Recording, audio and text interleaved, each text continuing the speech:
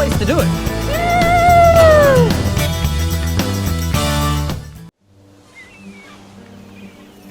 It was here in 1812 on this quiet coastal bluff in Sonoma County that Native American tribes watched as land-grabbing explorers built a mighty fortress equipped with cannons.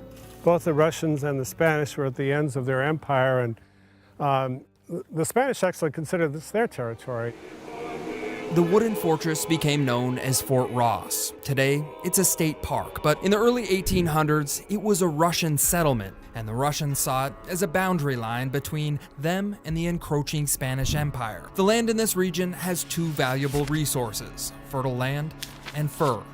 The sea otter was the most valuable. One pelt was worth up to $100 back then. That was like a year's salary for a farmer. Interpreter Hank Birnbaum says the Russian fur trade was big business, and Alaska was one of their primary hunting grounds. But due to the difficulty of growing food and getting supplies in the area, they expanded their territory to Northern California, and they didn't go alone. And I'd like to give special attention to the Alaskans. Often there were more Alaskans here, Alaska natives, than there were Russians. While in Alaska, the Russians enslaved indigenous Alaskan hunters and brought them here to Fort Ross. This wouldn't have been successful, this whole adventure, if it wasn't for the Alaska natives. You could imagine them in their kamlaika. This would be made out of sea lion guts. The Alaskan hunters weren't the only natives living at Fort Ross. Shortly after their arrival, the Russians came to an agreement with the local Kashaya tribe to live on their land and employ the Kashaya as laborers. It's a very diverse community. Absolutely, yeah. And then here, there was a lot of intermarriage with the Kashaya and Coast Miwok.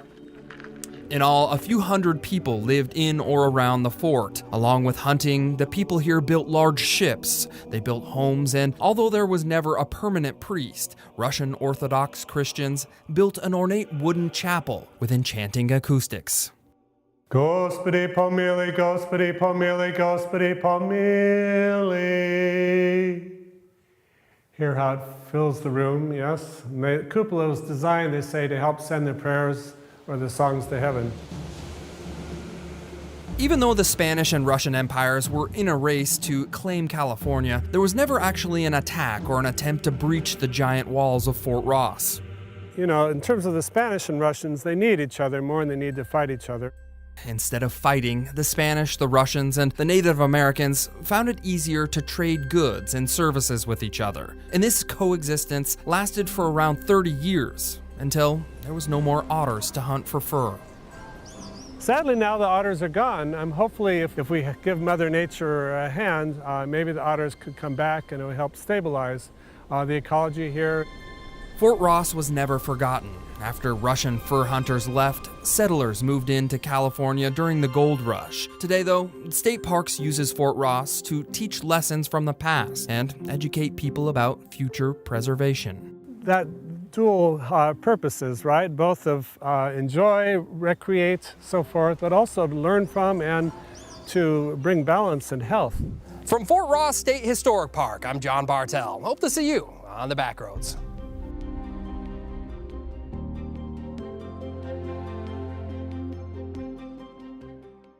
It's a sea of flowers in the forest. John Bartell here, making a little pit stop at Kruse Rhododendron State Natural Preserve. Just above the misty coastline at Salt Point State Park in Sonoma County, there's a floral display that's rarely visited. From May to June, the coastal rhododendrons emerge from their buds and bloom into an explosion of pink flowers, looking to soak up any glimpse of sunshine that peek through the overcast skies. Smells fantastic. The reserve has a little over 2 miles of trails that wind through redwoods, Doug firs, and tan oaks. But if you just want to experience the flowers, take the rhododendron loop, which is just over 1/10 of a mile. You curious why there's so many flowers here?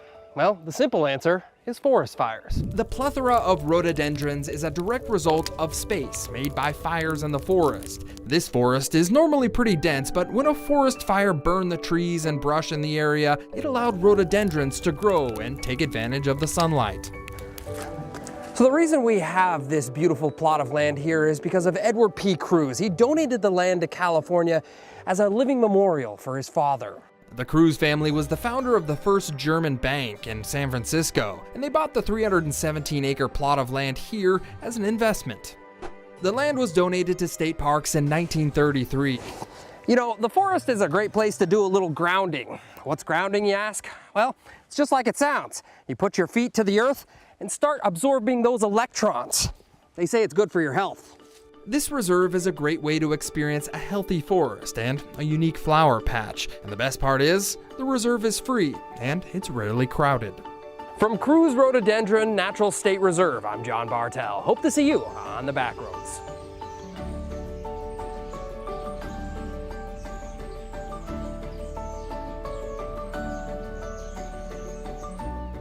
When driving on Highway 1 along the Sonoma County coast, it's pretty hard to take your eyes off the breathtaking natural beauty.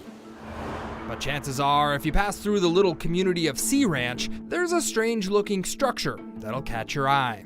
Well, it's the peculiar roadside building that has a lot of people scratching their head. John Bartell here, making a little pit stop at the Sea Ranch Chapel. The unique curves of this abstract structure may look more like something out of a Dr. Seuss book than a chapel, but volunteer caretaker Amy Van Syke says the peculiar building was designed to attract curious travelers. The more you see, the more you want to know more. The outside of the chapel is pretty intriguing to visitors. Come on in. All right. But inside the chapel, your eyes are sent on a scavenger hunt for fine craftsmanship and artistic detail. The mosaic on the floor, it's just got these beautiful colors. The plaster itself represents a flower. You have more glass, or else it's a marble. The man behind the creative design of this chapel was James Hubble, an artist and architecture designer. But the complete building was a result of a collaboration of many artists. Different people who were doing like the woodwork, someone was doing the stonework, someone was doing the ceiling, someone was doing the redwood. The chapel was commissioned and then gifted to the residents of Sea Ranch from Robert and Betty Buffum. They dedicated the building in memory of their friend's son, Navy aviator Kirk Ditzler. He was also an artist, and his sketches inspired the shape of the chapel.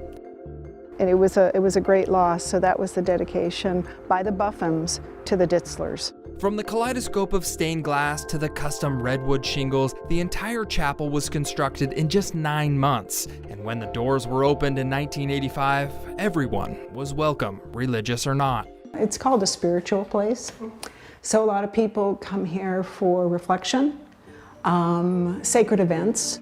Thanks to the hard work and maintenance by the Sea Ranch Chapel Foundation, curious passerbys can explore this piece of art for free, 365 days a year.